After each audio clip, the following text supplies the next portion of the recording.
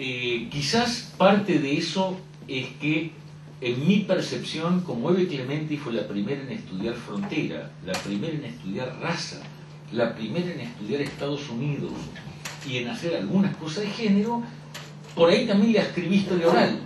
Mi impresión fue esa. No, otra vez, insisto, que no sé si es cierto. Eso primero, como planteo de problema. La segunda cuestión es que acá debo hacer una confesión. Yo soy presidente de la Asociación de Historia Oral de la República Argentina y una cantidad de cosas más, todas chapas. Yo no sé si hago historia oral. Yo hago historia. A ver si queda más claro. Yo hago historia. Y lo planteo eso por varias razones distintas. La primera, por una razón política. Yo no acepto que la profesión me encierre en un nicho y en un agujerito particular. Segundo, porque en mi formación todo el quehacer del ser humano es parte de y son fuentes de la historia. Todo, no solamente lo escrito. Yo tuve la suerte, o no, bueno, de que yo ingresé al doctorado en el año 77 en Estados Unidos. Y para nosotros la historia era una cosa bastante amplia en ese momento. Es más, cuando yo regresé a la Argentina a fines del 83, principios del 84, para mí fue un chasco encontrar en la Facultad de Filosofía y Letras que historia argentina terminaba, en el mejor de los casos, en 1930 y en la mayoría de los casos en 1916. Porque cuando yo empecé a lidiar con mi tesis doctoral, yo avancé a candidato a doctor en el año 79 y yo quería trabajar obreros durante la dictadura argentina. Y mi consejera de tesis en ese momento, una argentina importante historiadora que se llama Clara Lira, que hoy en día está en México, quería que yo trabajara el trigo en la pampa en la década del 20, que a mí me parecía lo más aburrido que había en el universo, y no iba a hacer eso ni por las tapas, mientras que el otro me parecía interesante y además políticamente importante.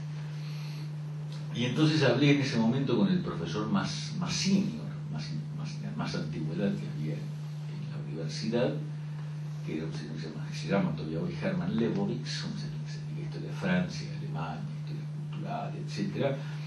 Me miró y se rió y dijo, bueno, hay que respetar todos los puntos de vista, me dice, pero bueno, la historia no es cuando termina la memoria de mi abuelo. La historia, Mark Bloch dice, escribió La extraña derrota sobre la Segunda Guerra Mundial 3 semanas después de que Francia fue derrotada. Eso es historia. Por eso, a mí, como parentéticamente, cuando ya hablan de la historia reciente, la historia del presente, etc., bueno, yo me encuentro con la ingrata sorpresa de que siempre haber hecho eso. De todas maneras, a partir de ahí, a partir de esas influencias marxistas, sobre todo marxistas inglesas, Thompson y compañía, a partir de elementos de la escuela de los Annals, Bloch en particular, todo el quehacer humano era sujeto y elemento para hacer historia. Entonces yo me volqué a trabajar mi tesis doctoral en torno a qué habían hecho los obreros argentinos durante la dictadura. No era simple.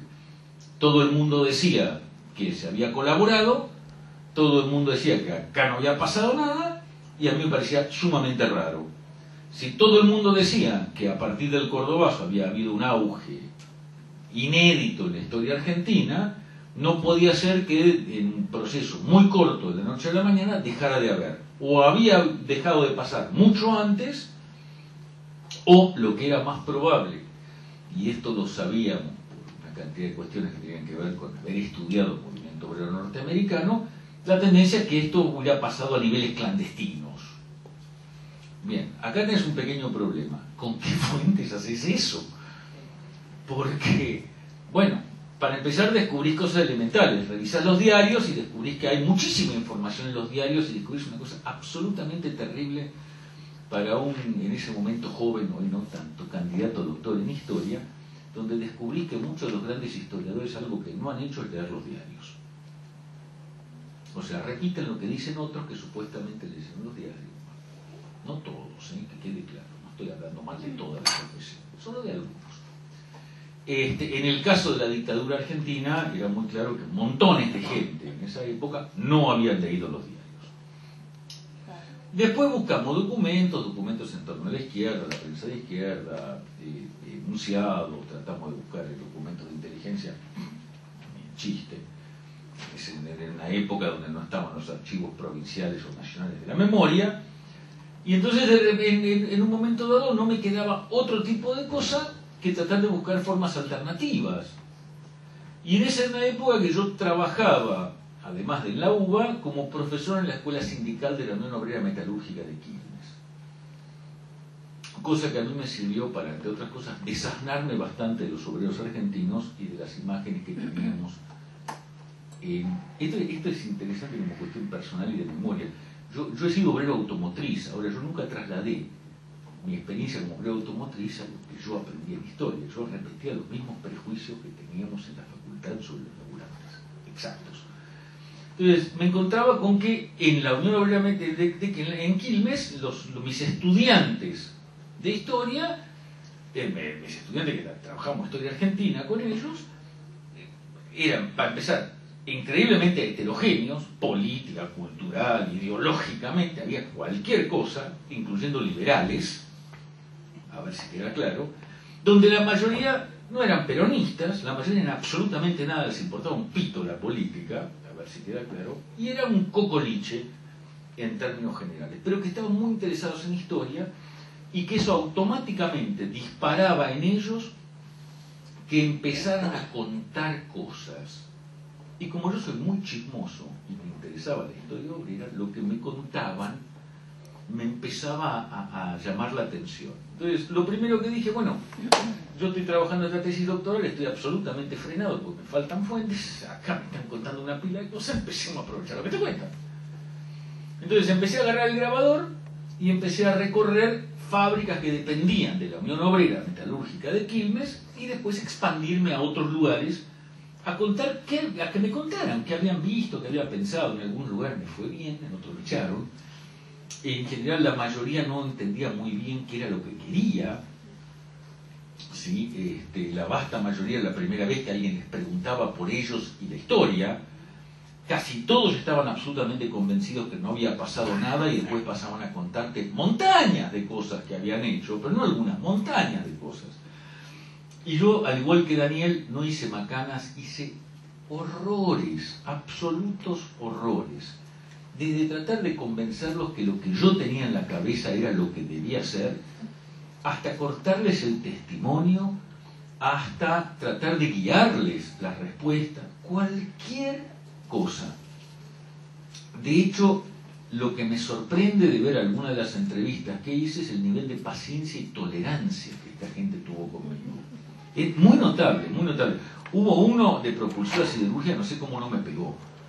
Realmente. Pero además, si ustedes piensan que puse soberbio y pedante el día de hoy, no tienen idea de lo que era en esa entrevista. Era para un bollo total.